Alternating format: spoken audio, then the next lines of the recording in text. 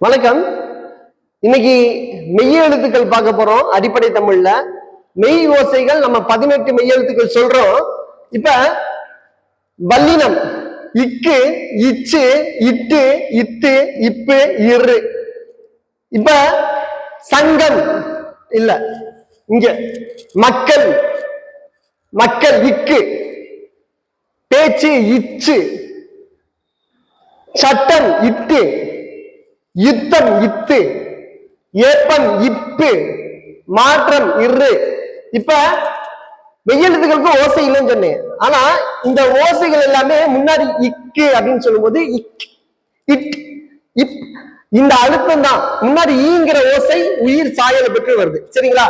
இது நெஞ்சில இருந்து வரக்கூடிய அழுத்தம், அதனால இதுக்கு வல்லினம். இது மெல்லினம். மெல்லினம் என்பது மூக்குல இருந்து வரக்கூடிய அழுத்தங்கள். சரியா? இப்ப இங்கு சங்கம், இங்கு பஞ்சம், இஞ்சு மூக்குல வருது, இஞ்சு. கண்ணீர் இன்னு மூக்குல வரும், இம். காந்தம், காந்தம் இந்து, இந்து.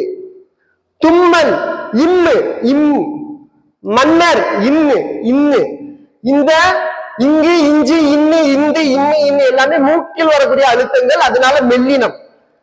இடையினம் மூக்குக்கும் நெஞ்சுக்கும் இடையில தொண்டையில இருந்து வரக்கூடிய அழுத்தங்கள். ஈ கொய்யா, ஈ ஈ. பார்த்தல் இரு, இரு. வாழ்க்கை இல்லு, இல்லு. எவ்வளவு இவ்வு, இவ்வு. பல்வலி இல்லு, இல். கேள்வி இல், இல். இது எல்லாமே தொண்டையிலிருந்து வரக்கூடிய அழுத்தங்கள். ஆக இது எல்லாமே இடையினம். அப்ப வல்லினம், மெல்லினம், இடையினம் மூணுமே 6 அழுத்தங்கள். 6 மூணு 18 மெய்யெழுத்துக்கள் இருக்குது. இதை நீங்க எப்படி பயிற்சி பண்ணணும்? இக்கு, இன்னு, இவ்வு, ஈ, இம்மு, இரு, இத்து, இங்கு, இல்லு, இன்னு, இந்து, இஞ்சு. தொட்டனே நீங்க சொல்ற அளவுக்கு பயிற்சி பண்ணிக்கோங்க. எழுதி பாருங்க, சொல்லி சொல்லி எழுதி பாருங்க. தொட்டால் உடனே உங்களுக்கு ஓசை தெரியணும். நீங்க யோசிக்கிற ஓசைய உடனே எழுத தெரியணும். மெய்யெழுத்துக்கள் 18. நன்றி.